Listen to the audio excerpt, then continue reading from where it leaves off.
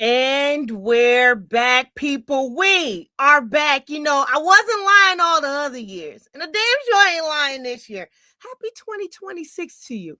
Your favorite sports podcast roaming the airwaves, Roland Ramos, is back. I happen to be, as I always am, the one that holds the last name Ramos. I would like to always specifically thank our logo, thank my father for that one. Mike Ramos in heaven, another year without you. I miss you. But I hope you're watching down here. Episode 152. Now, you know we named these episodes after who wore the jersey. We could have gone Ray, but our first topic couldn't have us going Ray. And two, hey, it's the new year. So it's the New Year edition. Every year we're going to name it the same way. It's our show, my show, mind your business. Joining us for this inaugural situation, because it's the new year. We're going to keep saying it. Whatever resolutions, you got it. Tristan, it's good to see your face. What's up, baby? Yeah. Happy New Year to everybody. It's been a long time, been a minute. Glad to be back on here. We got Freddie Coleman on the show just to kick us off for 2026. So we doing this right. We definitely excited to get going. He makes up the Friday on the Freddie and Harry show. What's up, Harry? It's been a while since I ran into him too. Shannon Penn. Somebody tell him I said what's up. That was my brother at ESPN Radio. 3 to 7. So he hopped off of there and got home and drove home and said, wait a minute, I got something else to do before I call it a night. And we're very happy that you did that. Shout out to ESPN Radio. Shout out to XM. 2019, we did this, Freddie. And you know, you're no longer a guest in our home because we're running it back. You can get your own glass of juice. You're rolling with We'll put it this way. Anytime I'm welcome, I know it's going to be a good welcome. So always great to chop it up with you guys and can't wait to get this thing rolling tonight. All right, let's get to it. First things first. First thing I want to ask you, okay, before we talk about the actual games, this has been like the first postseason that's been looking a little bit wide open. This is the first year that we truly have said we've played a musical chairs with the Super Bowl contender. Nobody really looked like they were the front runner in this situation. And we were still trying to get to it. And we're at the postseason and we're still doing it. This is the first time since 2014 that Andy Reid and the crew are not in the postseason. Andy Reid was a second-year coach at that time, and Pat Mahomes, he was in college. He wasn't even playing for the Chiefs yet. For whoever wins this, and we hate to bring up this question because you play who's in front of you. The Chiefs are not in it. So obviously the regular season wasn't the regular season that they used to having. But whoever wins it, is there an asterisk on this season because they didn't have to go through them? Oh, I would never say that there's an asterisk on any kind of season because playoff games are so hard to win. It's hard to win one playoff game, much less 2, 3, and 4 to win an NFL championship. So even though Kansas City and Patrick Mahomes, they're not around Lamar Jackson, Baltimore Ravens, they're not around Joe Burrow and the Cincinnati Bengals, they're not around the Philadelphia Eagles losing over the weekend to the San Francisco 49ers. But playoff football is so hard to find a way to win a quarter, much less win a game. And I never concern myself with who's not there. It's all about who is going to be there. And one of the main things about that is you have a chance to get into the playoffs and have a chance to be in the dance. Then you got to do everything you can to make sure you have that ultimate focus where you don't lose that kind of focus. This way you don't get bounced out. And just because certain teams are not there doesn't mean that it's going to be a less than a stellar playoff season. We already saw that over the weekend, the wild card weekend, how terrific those games were outside of the last two involving the Patriots, what they did to the Chargers, and the dismantling of the Pittsburgh Steelers by the Houston Texans. Freddie, you're a little bit frozen, so I'm going to keep going, but I'm going to let you come back in, okay? Okay, sounds good. I like that. All right, I'm going to go, but I'm going to move on. Steelers, they lose to the Texans 30-6. C.J. Stroud, 21-32, 250 yards, 1 touchdown, 1 interception, 3 turnovers. Woody Marks, you know, fellas, for a team that don't run the ball, they sure as hell was running it the other night, okay? 19 carries, 112 yards, 1 touchdown. Aaron Rodgers, 17-33, 146 yards, 1 interception. Now, let's talk about the Texans first, fellas.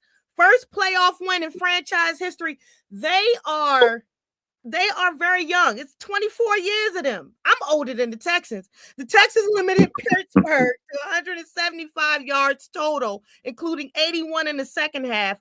Coach D'Amico Ryans, he knows a thing or two about defense. He also knows a thing or two about sacking Aaron Rodgers. Because guess what? He called it the best defensive performance in franchise's history. Defense wins championships, fellas. We know this. We know all about having a good defense and what it can do and what it can represent in the postseason. The Texans defense talk about that performance last night. And what message, if we're talking about front runners and Super Bowl contenders, what message did that defense send to the rest of us in the postseason, especially the team they got up next, and Mike Vrabel and Drake May? How do you even prepare for that? Well, I'll take it from this standpoint. They truly defined it as saying defense wins championships. I mean, my thing is when I was looking at them, watching them play, and I'm not even going to go. I'm going to focus on the Texans. I know what they the Steelers a little bit, but you just see the tenacity. I mean, I remember D'Amico Ryans coming out of Alabama and coming into the league and being drafted by the Texans. And I remember how ferocious he was. It was D'Amico Ryans and Brian Cushing and things. I remember how intense he was, and you can see his DNA mixing in with this defense. Will Anderson, Danielle Hunter, these guys hit. Their DBs hit, the linebackers hit, the D line hit. Everybody hit, and no one is afraid to make contact. And they're violent. They come with violence, and when you have that kind of defense, they always say, especially in the playoffs, what can you always carry with you anywhere is defense and a good run game. That's always something that you can carry with you, and the Texans are showing that. And really, it should have been a lot uglier because C.J. Stroud and those guys didn't have a good game offensively. Nico Collins goes out with the concussion. C.J. Stroud had turnovers uncharacteristically because he really didn't turn the ball over all year. But easily, very, very easily could have had a bigger blowout than it was if the offense had kind of played in character. Because having, the multiple turnovers and stuff, that was all out of character for the Texans. So had they even played in character, that score would have probably been even more lopsided than what it was. But shout out to D'Amico Ryans and having that defense coming. And they're young. So these are guys that are going to be there for a while. The first thing I ever did was a montage of a draft montage for NFL Live on Will Anderson Jr. So if I ever see him, I remember. Hey, if you're watching out there, Will, we gotta have a full circle moment because we grew up together. You enjoy that big smile, that tenacity. What message did that defense send, Freddie, especially to Drake May in New England?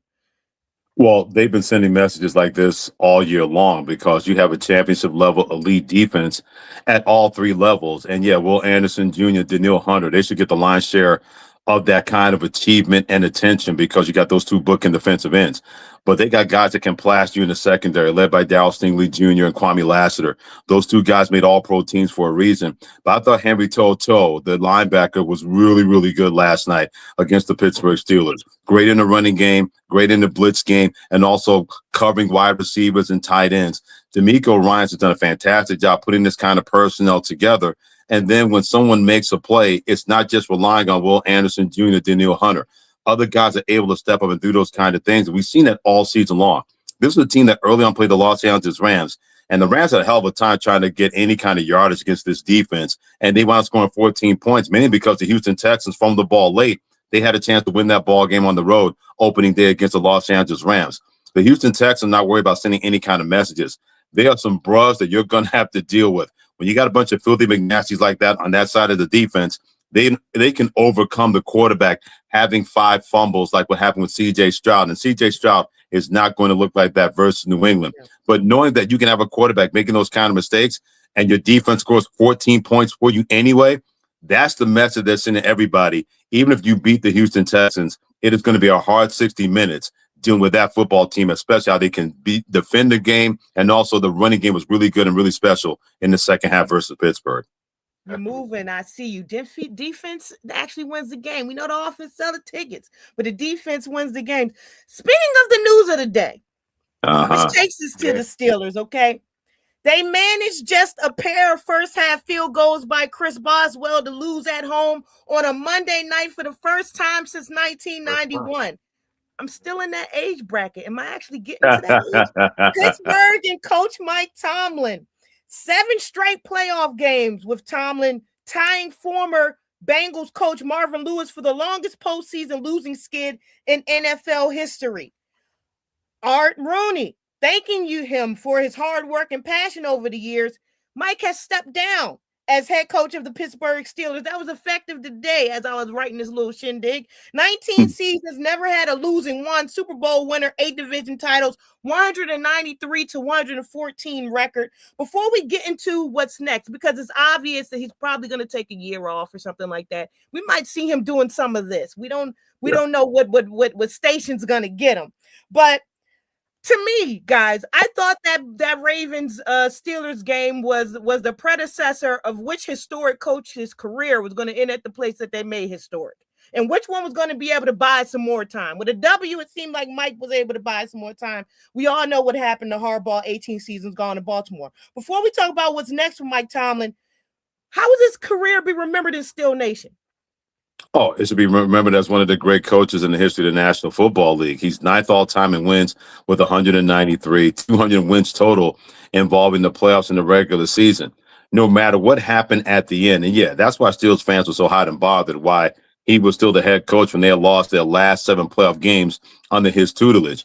But it shouldn't override the fact that he never had a losing season. And even the lack of personnel after Ben Roethlisberger retired at quarterback, they were always trying to pitch and patch at that position. And if you're trying to do that, you're not going to have any success in the National Football League. And also thought they were the victim of bad luck in terms of the quarterback.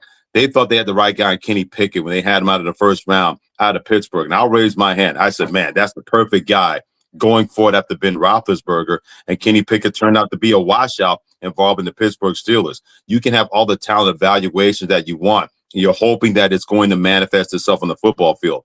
But I'm not going to allow the last 7 times they did not win a playoff game overshadow the fact what a terrific coach that he was. They were fair to Midland. There's no doubt about that as far as that goes. And sure, you wanted more championships or at least have the threat of a championship team in the AFC. But a $193 in 19 years is a $193 in 19 years. And if you're a Pittsburgh Steelers fan that wanted him out before this year, before last year, or whenever you wanted him out, be careful who you wish for, because you might get the person that's not him, and you're not going to like the end result when it's all said and done. Hey, Le'Veon Bell, Antonio Brown, and all that was under the steel curtain. They wasn't messing with Mike, and they were still winning. That was enough for me. Hey, Tristan. Listen, I share the same sentiments as Freddie. When you look at his numbers, you look at what he's done. I mean, he's up there with Chuck Knowles, up there with Bill Cowher as another Steeler great head coach. Now you're if you're a Steeler Nation, you're hoping that they can have the same track record as far as having a great coach for generations as the Green Bay Packers have great quarterbacks for generations. You're hoping that runs hand in hand, because it's hard to follow. And listen, what has been a proven commodity from the time that I've watched football, it is hard to find a franchise QB when a Hall of Famer is gone. Other than Green Bay. You look at the Buffalo Bills, when Jim Kelly was done, look how long it took before Josh Allen came into the fold. The New York Jets are still searching. Mm-hmm. You know what I'm saying? Look at what happened with the Saints since Drew Brees has been gone. It's hard. It's hard to pivot from a Hall of Fame quarterback that played 10 plus years, almost 2 decades, over 2 decades, and then you think you're just going to drop one in your hand, unless you're Green Bay. So for Mike Tomlin to do what he did with not only not having the quarterback play, but the roster itself was not what it was in the apex of Mike Tomlin's coaching career. He didn't have the killer. He didn't have Antonio Brown. He didn't have Le'Veon Bell. He didn't have Martavius Bryant. People don't remember about cats like that were great receivers for him. He didn't have that, and then you had to deal with the attitudes of an Antonio Brown, the attitudes of a George Pickens, and all these guys that were, quote unquote, for lack of a better term, head cases, and still has to navigate through all that. We have to remember he had a middle linebacker that was on a Hall of Fame party, Ryan Shazier, career-ending injury, and then was trying to find the next one from that. So he had to do a lot of patchwork and literally drag these teams to even make an appearance in the postseason and won division titles in the same division that has a Lamar Jackson, that has a Joe Burrow. So I know people kind of look at the whole 7 years making an appearance in the playoffs, but when you look at if you really take time and look at the past 7 years and look at those games, they had no business to even be there in the postseason. So if anything, that's more of a testament to his coaching prowess. And of course, there's going to be a bunch of people that's going to make that call for wanting him to coach if he wants to coach. I'm sure there's a bunch of networks that are going to make that call to say, hey, come on in television and bring that big smile and that smart wit of yours to TV. So, this is a man that should be celebrated. I felt the same way about John Harbaugh. I'm watching Baltimore fans like, oh yeah, he needed to go. I'm like, who's coming in? Y'all think this is easy? Who's coming in for John Harbaugh? And they talking about changing Lamar's contract already in March. Okay. Right. Listen, take it from Mikel and myself, who have been Redskins / Commanders fans for all our lives. Don't forget about the Washington Commanders, because you don't know pain until you loved all three. Listen, when you have a great head coach, you try to hold on to that great head coach, because we don't know what that looks like. Me and Mikel. We all we do is reminisce on the old clips of Joe Gibbs when he was coaching. We don't know what that looked like to have a coach. We hope Dan Quinn is that for us. We don't know what that looked like. So y'all better cherish and appreciate what these men have done for these franchises. That just made me want to start a jacket. Not only that, in a league where black quarterbacks, black coaches, hey, we know the rule. We know what it comes about. Mike Tomlin don't get no better than instability when it comes to that. Holy bleep, wouldn't that be awesome? Only if John takes a job in Pittsburgh. That would be that ain't happening. That ain't happening. We're not playing Connect 2. We're not playing Connect 2 here. Nah. Well, if we go from a guy that made a decision that was quick and it seemed like it was the obvious, right? I'm not going to make any emotional decisions. Obviously, it was such a fun year, a lot of adversity, but a lot of fun. Hey, we watched him walk through the tunnel with Randall Cobb, and that was supposedly the last game. And shout out to ESPN. They let us behind walk down the tunnel in the Pittsburgh Steelers uniform, too. Rodgers' final pass of the night, maybe of his career, pick 6, a forced downfield throw that Bullock stepped in front of, and Rodgers tried and failed to tackle Bullock on the way to the end zone. The obvious question, fellas, should be the obvious in totality, right? We can talk about how he's going to be remembered. We know Canton is on the way. We know the Yellow Jackets on the way. We know how he's going to remember Aaron Rodgers. At the same time, I think we need to talk about the last 2 years of Aaron Rodgers. We all seen what happened with Tom. We all seen him leave the place that he built in New England. They eating Dunkin' Donuts and talking about football again. We're going to talk about them later. And if you know, you know. There's a Dunkin' Donuts in every corner in Connecticut. Anyway, he's on it. We talk about Aaron Rodgers and we talk about Tom Brady, and he's able to go to the Buccaneers and he's able to win a chip. Mirroring that same concept, it seems like Aaron Rodgers has been trying to do that. It didn't work in your land in the Jets. In your land of the Jets, Freddie. And it did not work when it came to Pittsburgh. He is not the savior QB anymore. He is not going on to go anywhere and change the situation. We don't need a cave of darkness for you to come out to the light for you to tell you what the light already was telling you. Is it telling them to retire? How we make up these last 2 years with Aaron Rodgers in the league? Well, you look at the last part of this last season with the Jets and this season, Aaron Rodgers was not the problem. Look at his numbers, what he was able to do in the second half of the season of the New York Jets with a terrible offensive line, an inconsistent running game, and inconsistent production. And he completed close to 67% of his passes and had a 2-to-1 touchdown to interception ratio.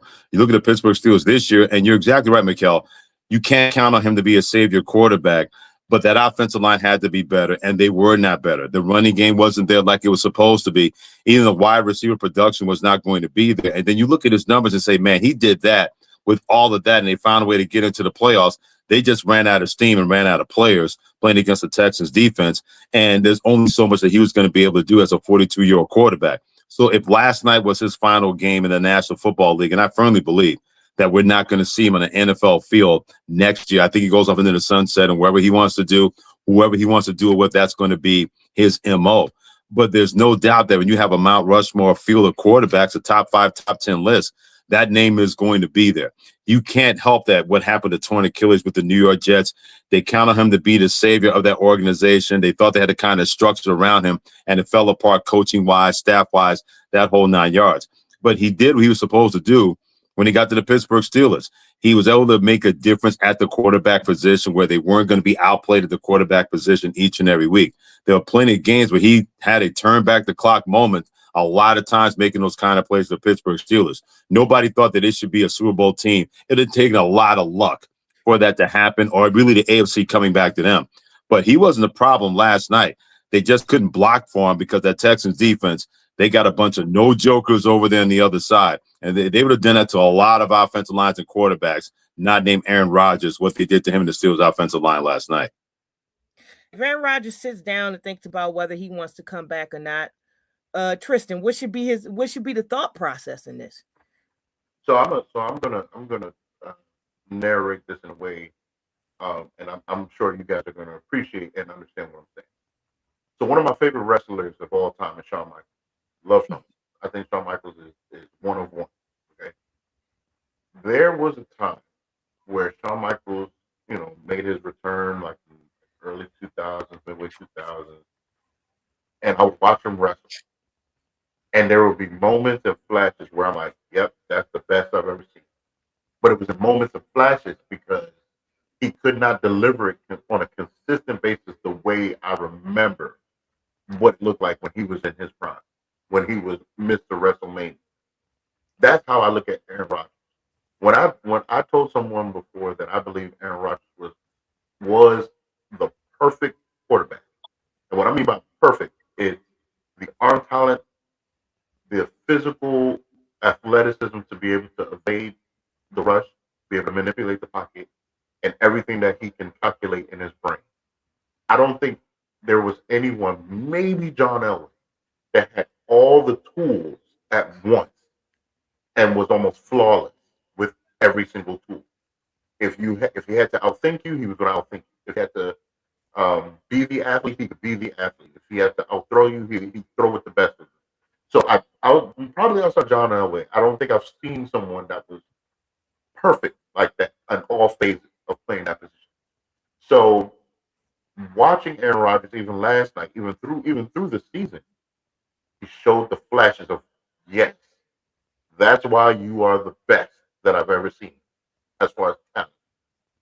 But you also showed that you are 42. Yeah. And not in a bad way that you're 42, but you're 42. And I think everyone that keeps trying to sign him is like, no, we want 2012 Aaron Rodgers. I'm like, that's not what you're going to get.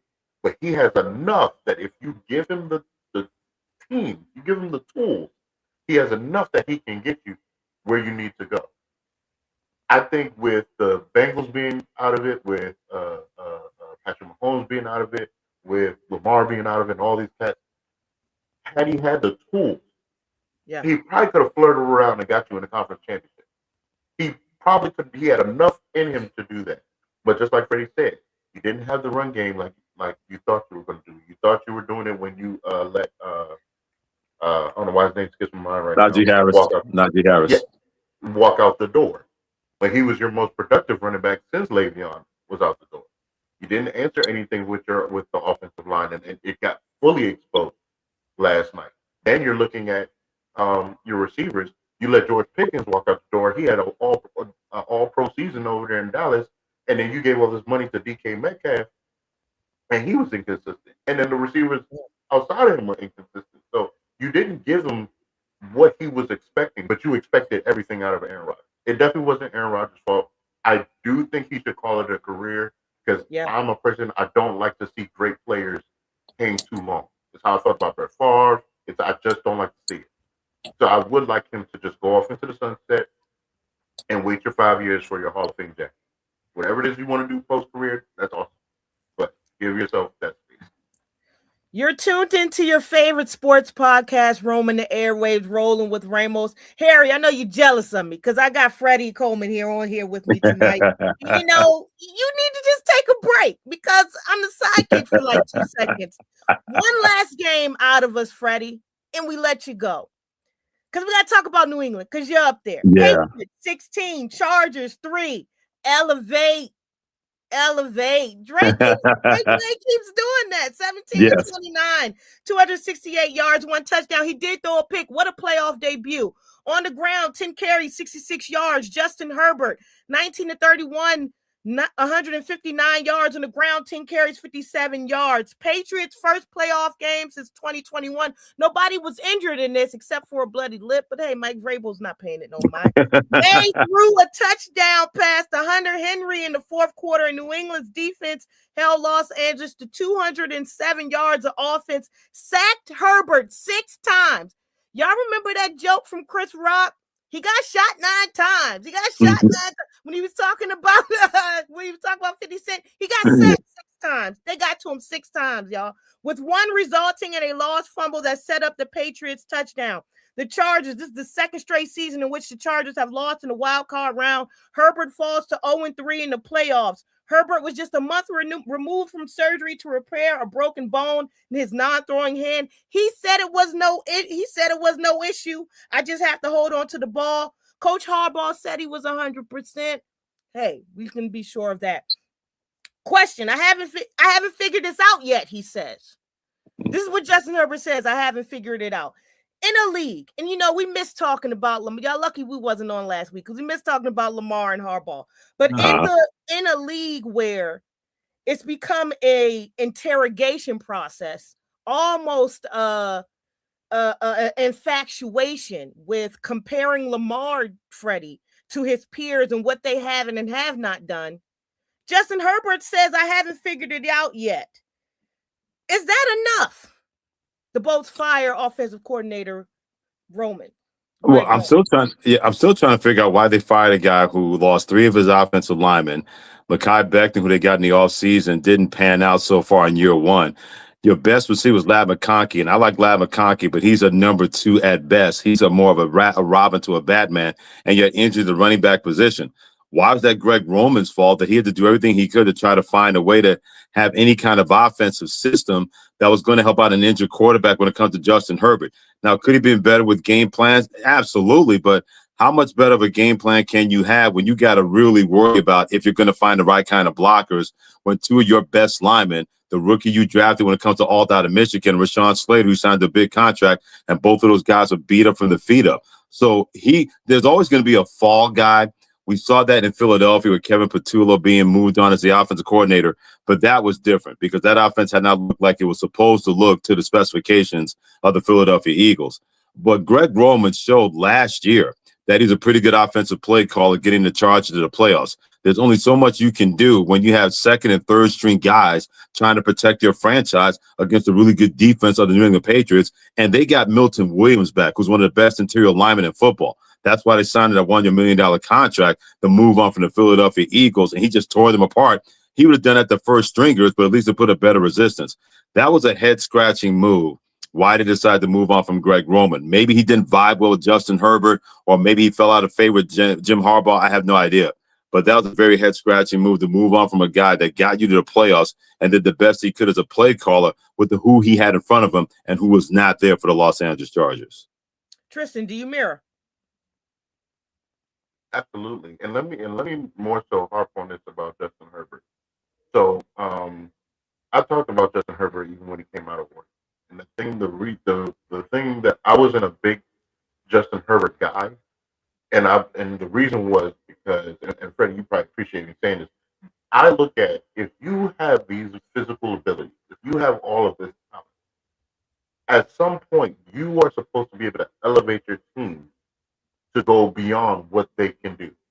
Yeah. I always credit. That's why I know how people feel about Cam Newton and all that stuff, but I will always champion Cam because he did it in college and he did it in the NFL. He had that much of ability to elevate a roster that probably wouldn't have excelled the way it did if it wasn't for him. And the way that people talked about Justin Herbert was similar in that. Still is like 6'5", 6'6", got a great big arm, athletic, all this stuff. So his rookie season, he showed flashes and stuff, even in the second year. So I'm like, okay, well, maybe I was wrong about Justin Herbert. But now I seem to be my reservations of him seem to be coming into fruition, because even watching that game, and I agree, you lose your tackles. You have a lot, there's a lot happening with that roster. But at some point in, what is this, year 5, 6 for Justin Herbert? At some point, you have to tell yourself no. And your talent needs to elevate this roster to a place where you could have, that should have been a more competitive game. I should have been able to look at it and say, he did everything in his ability. But it wasn't all his receivers. I saw some errant throws. I saw some bad decisions with him even escaping the pocket. He ran in certain situations where I'm like, you didn't have to do that. It just seemed like if things aren't coming or working the way he needs to work, he cannot push himself to that next level. But your talent says that you can. But but something up here is just not clicking, where you make the decision to say, no, I'm not going to allow this to be the case. And in order to be considered great, you have to be able to pull that trigger. And I think now we're starting to see, is Justin Herbert that, or is he just a talented guy that still needs a whole bunch of help? Speaking of needing no help, the Patriots. There was a lot of questions. We talking about leaving a legendary coach, leaving a team that they made legendary. Bill Belichick's gone. There's no Tom Brady. Last year didn't work. They're like, who's going to be the guy? Drake May's showing signs, but it's not resonating. And Mike Vrabel comes in and turn this team around. Tristan, we always talk about leaders of men. This is what we talk about on this show, Freddie. And a leader of men, and when you could tell that these guys are buying into a particular situation and buying into what the coach is saying. Again, Dunkin' Donuts is lit up there in New England now. No snow yet, but Dunkin' Donuts is lit. How do we make of the success, Freddie, that Mike's been able to have and turn his team around? And it's spoken right by the head of a helmet. He said we got to get some blood drawn in order to do this. He didn't mind. He don't mind getting down and dirty. Neither should y'all. Yeah, well, give a lot of credit to Ellie Wolf, the general manager and the player personnel director. They've hit on guys where you bring in Milton Williams, you get Stephon Diggs, you draft Travion Henderson to go to Ramondre Stevenson in the backfield. You have a rookie left tackle and Will Campbell and a rookie left guard that are going to get better as the years have gone along. They've done a really good job identifying talent on both sides of the football and putting that together. When Bill Belichick was in charge of this football team, Tom Brady covered up a lot of their sins in the personnel department. There were a lot of misses more than hits involving drafting players or free agents. But when old number 12 was back there, he was so great he could overcome that.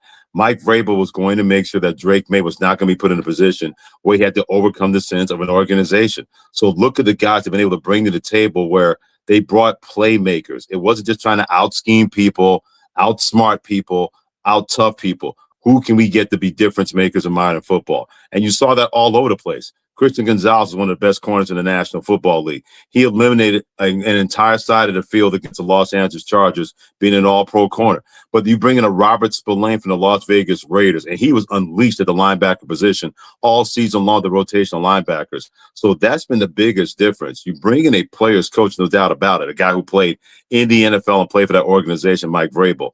But give Elliott Wolf, their general manager and pro personnel director, a lot of credit that the guys they brought in, they haven't had any misses so far this year. That's why Drake May has looked like that. That's why Travion Henderson has looked like that. That's why Stephon Diggs has had a reconnaissance. Hunter Henry's been terrific as a tight end for this football team with Austin Hooper.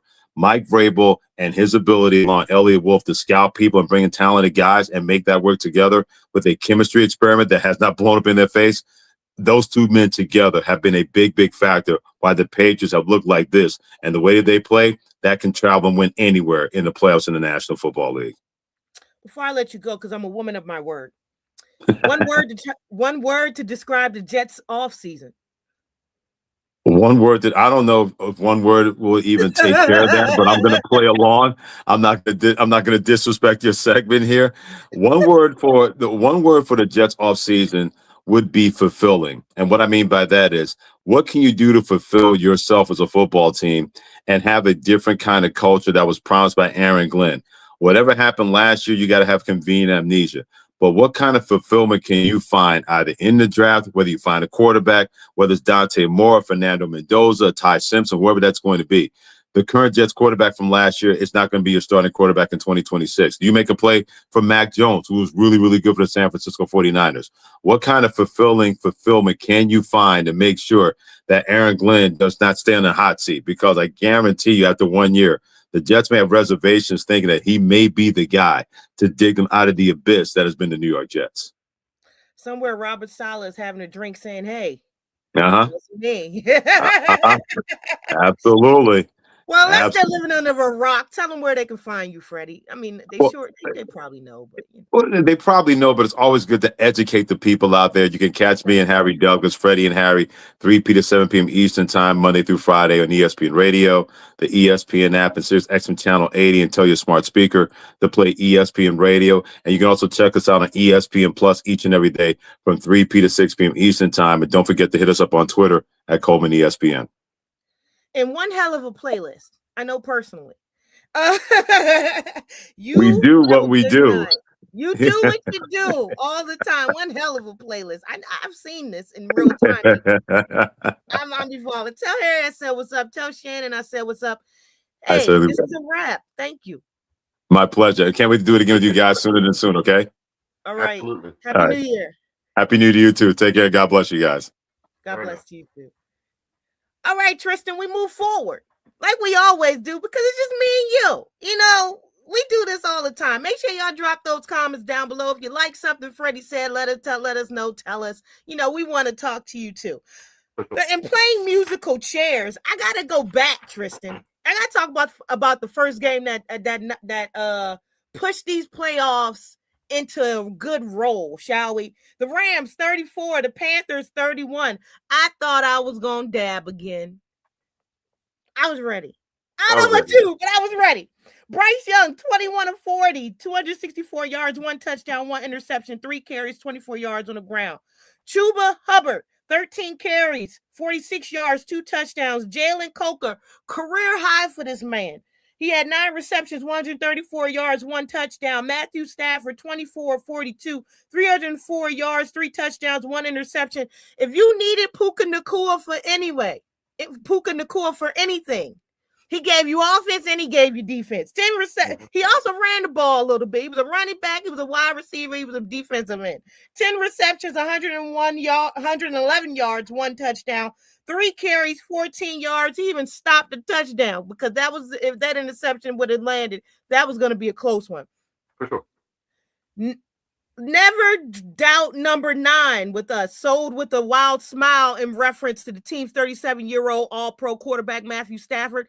Stafford calmly led the Rams 71 yards by completing 6 out of 7 passes. The only incompletion coming on a drop by Devontae Adams before capping it off with a perfectly placed 19-yard touchdown pass to Kobe Parkinson with 38 seconds left. This was your opening game of the NFL playoffs Saturday. Tristan, I don't want to talk about the Rams. I want to talk about the Panthers. First playoff appearance since 2017 season, Super Bowl season. Despite losing 4 of his last 5 games, they still managed to get in this.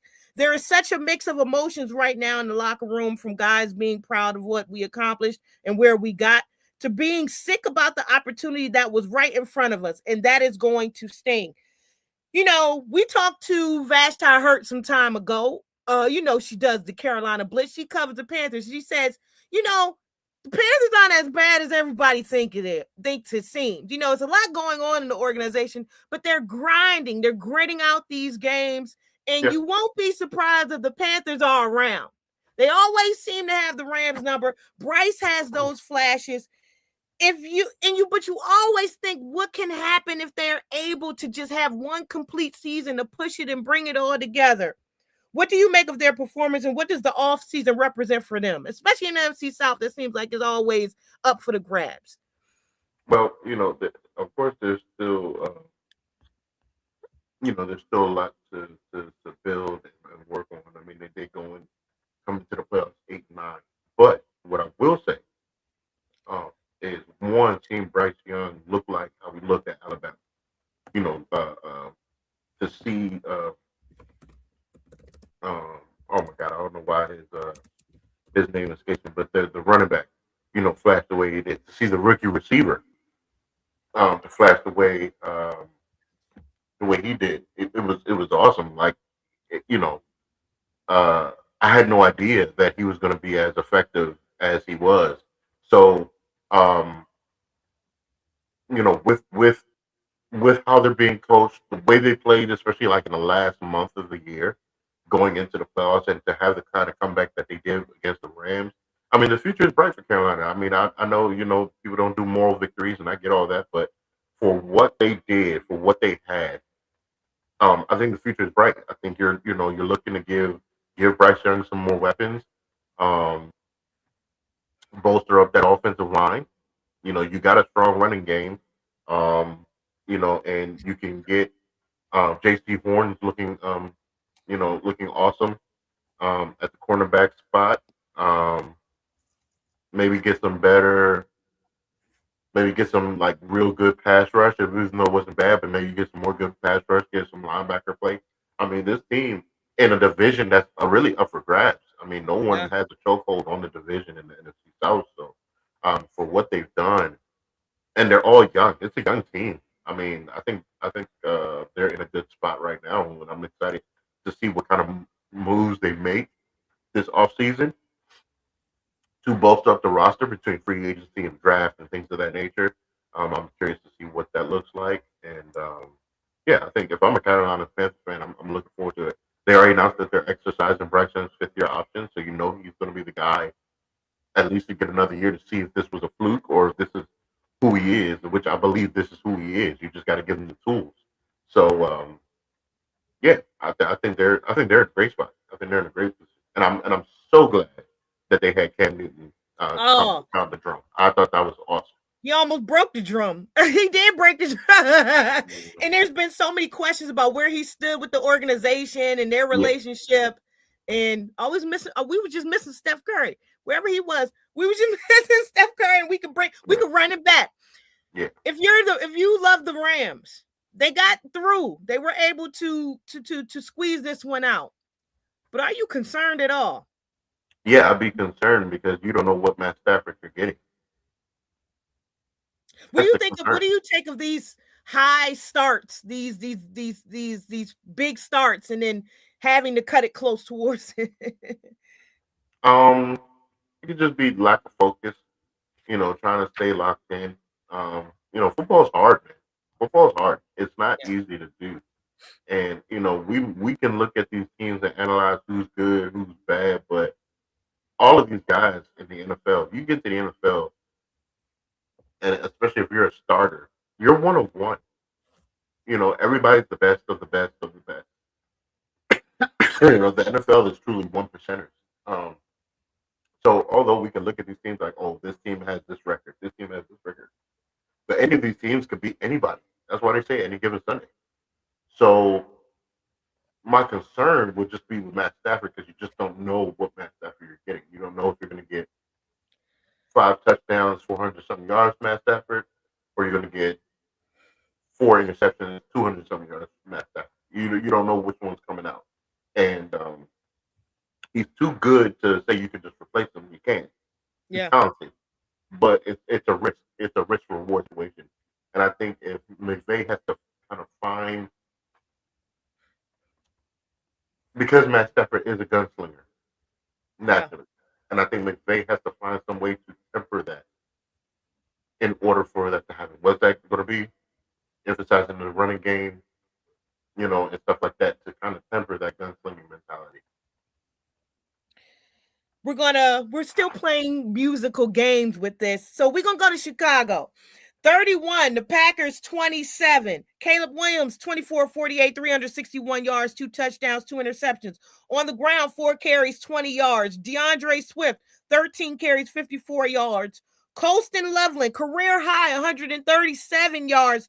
Jordan Love, 24-46 yards, 323 yards, 4 touchdowns, 323 yards. Romeo Dobbs, 8 receptions, 124 yards.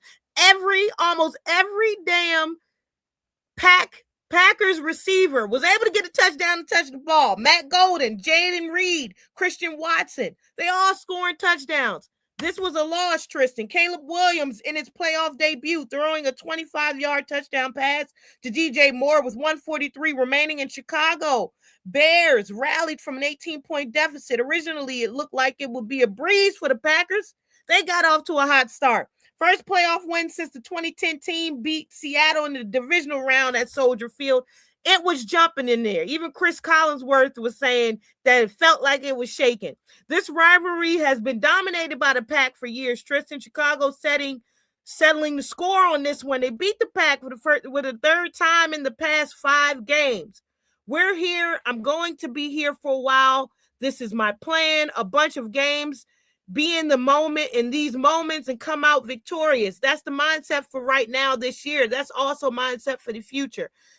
Chicago has been waiting for these moments, for it to click for Caleb Williams, for a coach to come in and be able to speak for him. I know he has a revolving door of them. Ben Johnson, if we're talking about honorary coach of the year, him and Mike Vrabel, he's done an outstanding job here. Another leader of men. How has he been able to successfully turn the Bears around? What did you see from Caleb the other night? Caleb coming. He's figuring it out. Ben Johnson looks like it's a match made in heaven. The thing about Caleb Williams coming in out of USC and even his rookie year was that he kind of had to play like this superhero mentality. Had to be a superhero. Had to make all the big plays, and it made him a little reckless. Ben Johnson is based on like, you don't have to be like that. You don't have to do that. And is building the roster around him to allow him to trust his team, trust your teammates to make the play. Sometimes the check down is okay. Sometimes the little 5-yard pass is okay. Let your running backs, let your receivers make it a 20, 30-yard play. So Caleb is understanding that. And because he's understanding that, it's allowing him to be so dangerous because he'll play control.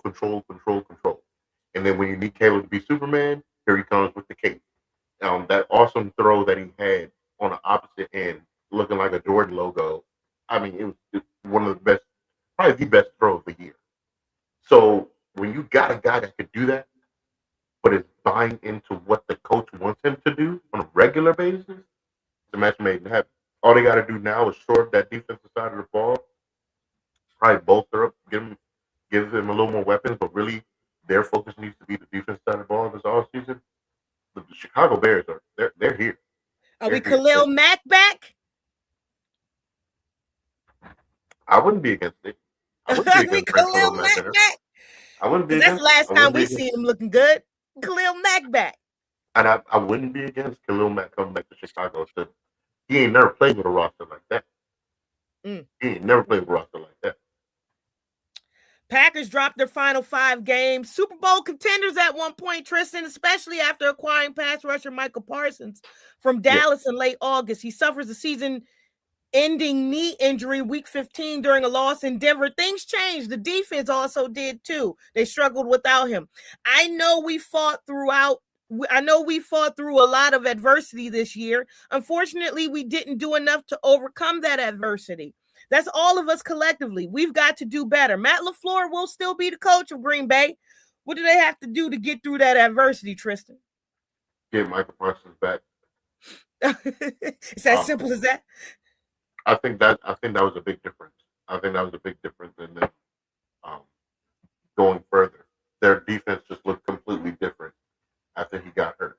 I think when they acquired him, they made their defense look a certain way because you knew you had that amazing chess piece, and Michael Parsons kind of put him everywhere. And then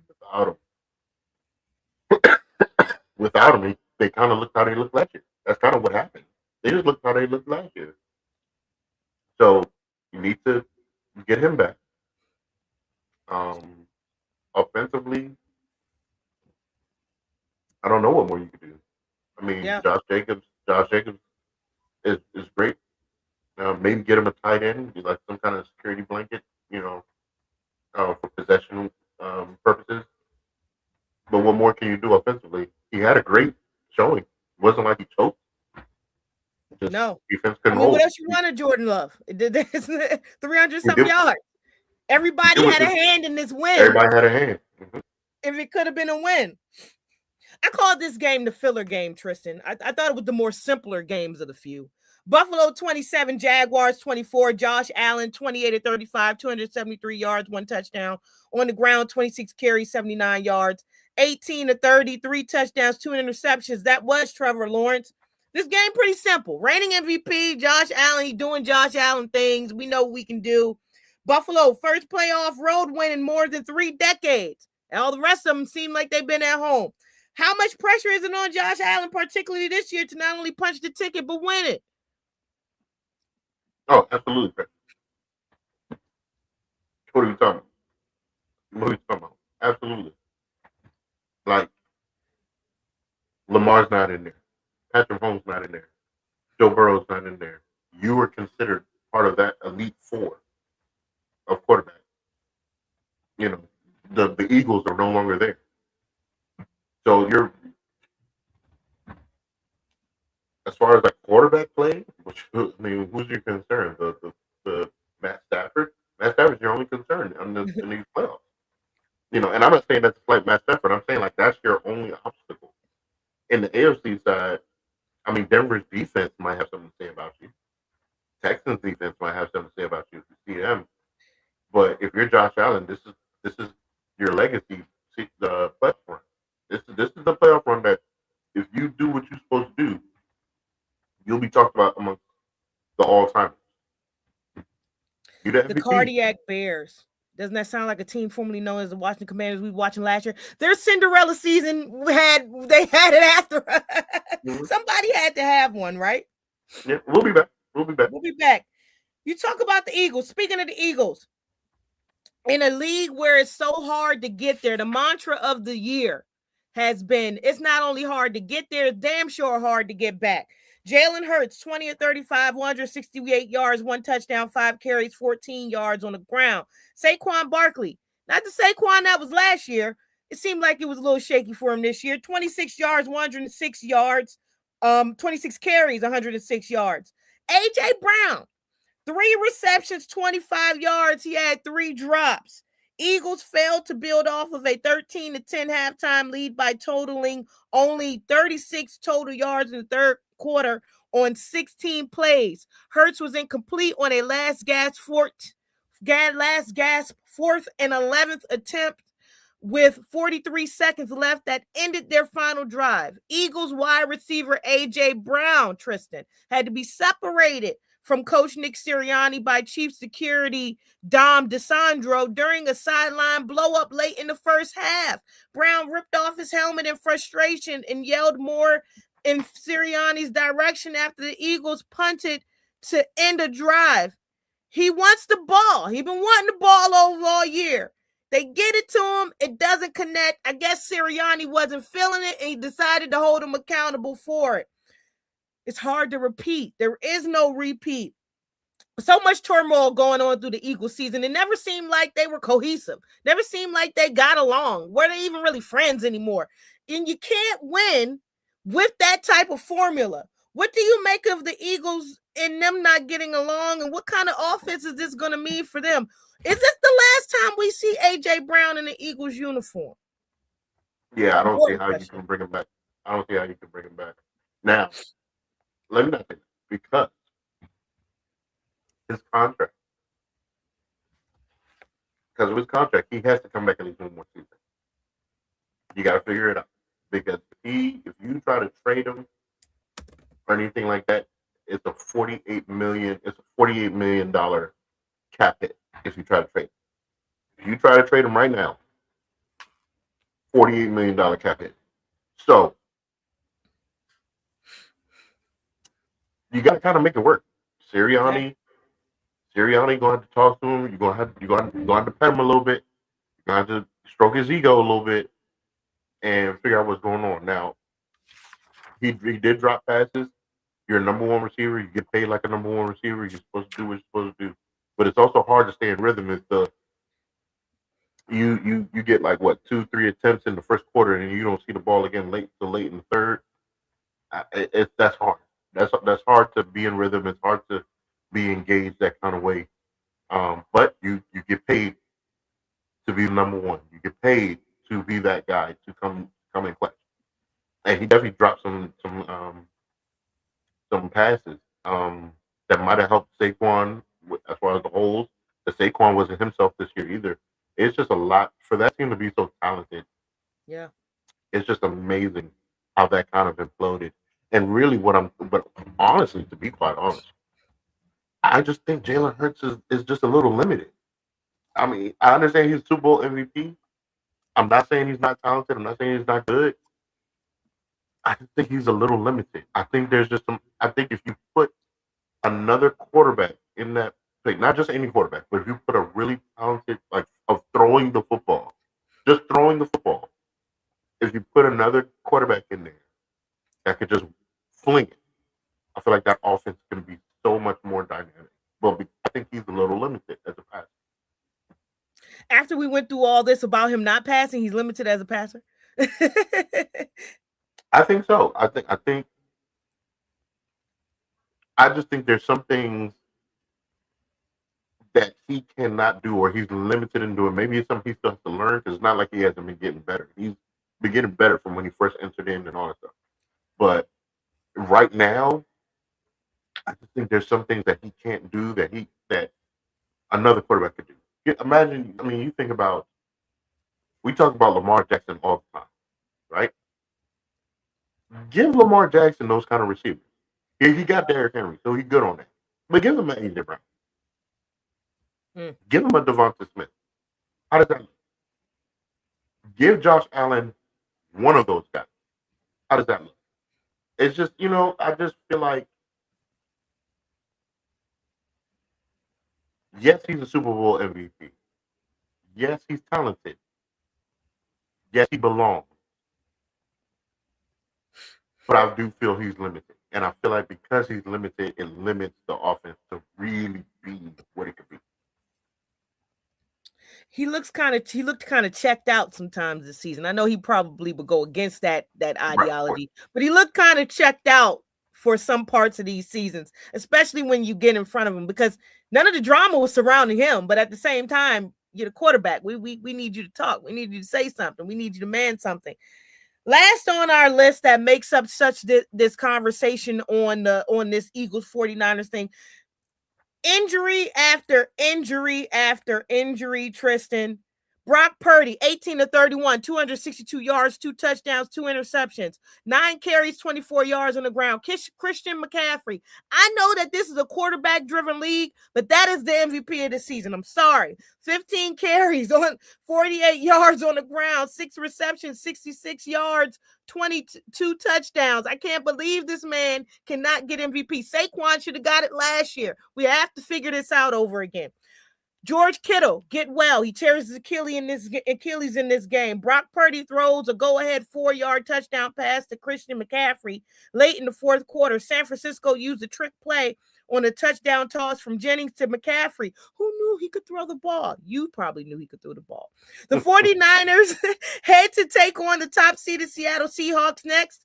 The NFC West rivals split the season series. The play, Tristan, that won it all was called the Sky Bang Reverse Pass in honor of wide receiver Sky Moore, and the double reverse was suggested by offensive coordinator Clay Kubiak. It was a hell of a suggestion, says Kyle Shanahan. Talk about that coaching battle between Shanahan and Sirianni. How was Shanahan able to pull this one out? How was he able to win that battle? Listen, because of the fact that Coach Shanahan is probably going to end up being Coach of the Year. If not Ben Johnson, it'll be Coach Shanahan. Listen, he understands situational football. And now, the thing about Kyle Shanahan is it was never the fact, even when he was an offensive coordinator for the Falcons when they lost against the Patriots, it was never the fact that he didn't know what he was doing. It was the fact that sometimes he would be too smart for his own good. But in this instance, he has to be that because his team is completely depleted. I mean, like I said, speedy recovery to George Kittle, but he tore his Achilles. Now your primary target is out of there. So for him to be able to scheme it up, I mean, pulling that trick play out of his hat, this is vintage Kyle Shanahan being who everyone thought he was, as far as a brilliant offensive mind. And you got someone like Brock Purdy, who is a lot more of a, again, shout out to Cam, but a lot more of a game changer than we probably think, rather than a game manager. Because Brock Purdy shows you things that he can do in order to have his team elevated, even though he doesn't have all the tools in the shed. Injury after injury, and they still find a way to bust this out every year. Speak about the I mean, you already just said it. The resiliency of this 49ers team should be studied. Yeah. I mean, and then they're going to go without George Kittle. And if they manage to punch the ticket again, Jesus. And also, let me make sure I say this as well. Huge shout outs to Robert Saleh, because him coming back, everything that happened with him in the Jets, him coming back to San Francisco, and look at the defense. The defense has been depleted with injuries as well. Now you got Fred Warner possibly being able to make a comeback. So now you got your captain of your defense possibly making his way back. If they could figure out the losing George Kittle situation, they could fool around and be in the NFC Championship. Could you imagine this roster, this many injuries? No Nick Bosa, no George Kittle, no Brandon Ayuk. This roster getting to the conference championship is crazy. They always seem to do it. We go to the NBA. We're done with the playoffs. We can't wait till next week. Well, this weekend. It's this time of the year where the games get fewer and less. And last weekend was amazing. You talking about Saturday, Sunday, and Monday, and now we're getting less and fewer. We're getting ready for the last dance. Trae Young. We all know about the trade from Atlanta. He's now a Wizard. Now a Wizard. The city is getting a little bit vibrant again. We're hearing a lot of John Wall conversation again, him talking. If that was a prelude to that jersey being retired, Tristan, we got some connections. We got to talk to Monumental or something. How are we going to get these tickets, man? For sure. We need a bobblehead. We need something. But anywho, everybody's saying that why the Wizards? Could this be something? Were you okay with this? Yeah, as long as they keep losing. As long as they keep losing, get yourself in a position to have a chance to be in that lottery, so you can get, the top pick in the draft to pair with Trae Young. One thing with the Wizards, as crazy as their history has been, they always had a marquee point guard, and now you have one with Trae Young, still young in this game, and you can build because the roster's not bad. Alex Sarr he's coming along. They got a couple other young guys. It's coming along. It's just we have to how the 76ers had to trust the process with Joel Embiid, and Washington needs to trust this process, because this doesn't seem like the old regime. These guys seem like they are like, listen, let's build this right. Let's build this through the draft. And they've been doing it because it's quality pieces. It's quality pieces that are on that roster. Now you added a marquee player who can play in the big games. We know he doesn't shrink in the big games when it matters. So if you can get another budding star from the draft via lottery, probably a legit big man, to be on that team with them, and you got Sarr, you got the other kid. Sorry, I can't remember their names right now. That lineup is looking good, and you got quality. You'll have quality depth as well. So I think Wizards fans will be patient and just see what that looks like.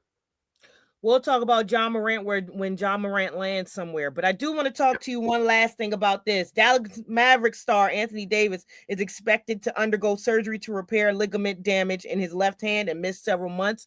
What's his name again? 46. I said it first. I'm lying. Anyways, ever since the severity of Davis's hand injury was known Friday, the Mavericks have been having renewed Davis trade talks with multiple interested teams. Toronto Raptors, Atlanta Hawks interested. A trade might see him go back to being being in a playoff contender back in the postseason. I don't know how. What do we make of Davis's and this continued injury? Dallas definitely lost this whole trade with him and Luka, even regardless of what the Lakers do. Like, it'll go down as one of the all-time worst trades ever. Yeah. I mean, I don't see how he can be traded to a playoff team, because that means the team would have to give up something of value. And if I'm a playoff contending team, what would I give up to get Anthony Davis and all that money that he has required? He probably will get sent off to a team that's not in playoff contention, if anything, because they'll be desperate to have some kind of superstar on the roster. So, i.e., like the Raptors would probably want to get him. If John Morant goes from the Grizzlies, Memphis will be another team. So you're not going to a team that's going to be really doing anything. It's just unfortunate. I mean, he's very talented. I mean, God, when you look at people like Wemby and Yoke and all these big men, I mean, Anthony Davis is supposed to be right there, but he cannot stay healthy. The times that he was healthy, we saw it. We was like, oh yeah, he could arguably be the best player in basketball, but he cannot stay healthy. He cannot stay on the court long enough. I don't remember the last time he played a full season.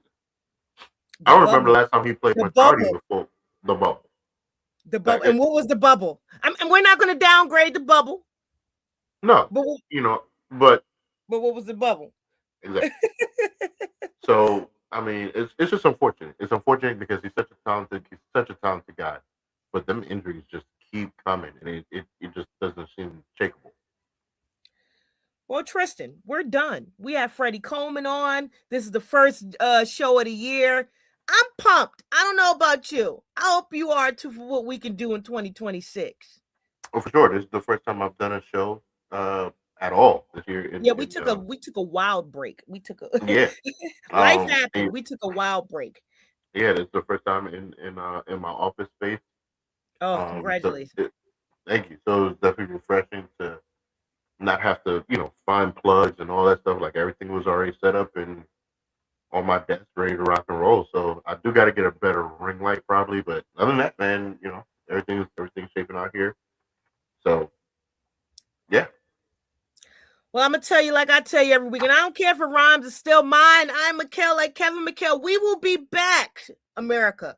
Enjoy those playoffs games this weekend. Tristan, America, we say peace.